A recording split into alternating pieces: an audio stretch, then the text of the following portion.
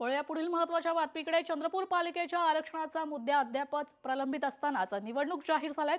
त्यामुळे दिलेल्या टक्केवारीपेक्षा अधिक आरक्षण झाल्यास ही निवडणूक कायदेशीर अडचणीत येण्याची शक्यता व्यक्त केली जाते.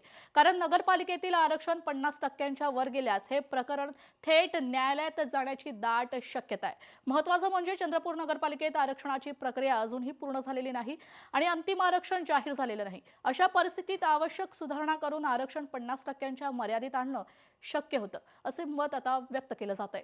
याच अनुषंगाने चंद्रपूरचे प्रतिनिधी अनिल ठाकरे यांनी नगरसेवक पप्पू देशमुख यांच्याशी संवाद साधलाय. पाहूयात. माजी नगरसेवक आहे पप्पू देशमुख, त्याच्यावर थेट जाणून घेऊ. भाऊ, काय सांगाल? मुद्दा प्रलंबित आहे आरक्षणाचा आणि निवडणूक होते आहे. नाही, एक गोष्ट आपण लक्षात घेतली पाहिजे की नगरपालिका नगरपंचायतमध्ये जे आरक्षण 50% मर्यादेच्या वर गेलं ते निवडणुकीची अधिसूचना निघाल्यानंतर म्हणजे निवडणूक लागल्यानंतर लक्षात आलं व प्रकरण न्यायालयात गेलं. परंतु चंद्रपूर महानगरपालिकेची आरक्षणाची प्रक्रिया पूर्ण झालेली नाही आहे. फक्त सोडत झाली, आक्षेप मागवले, आक्षेपवर सुनावणी झाली नाही, अंतिम आरक्षण जाहीर झालं नाही. ही प्रक्रिया अपूर्ण असताना त्याच्यामध्ये सुधारणा करून 50%च्या आतमध्ये आरक्षण आणणं सहज शक्य होतं. तसं केलं नाही आणि निवडणुका जाहीर केल्या. दोन प्रश्न उपस्थित होतात. आरक्षण 50%च्या आरक्षणाची प्रक्रिया अपूर्ण ठेवून निवडणूक जाहीर करता येते का? माननीय सर्वोच्च न्यायालयाने याबाबत वेळोवेळी निर्देश दिलेले आहेत.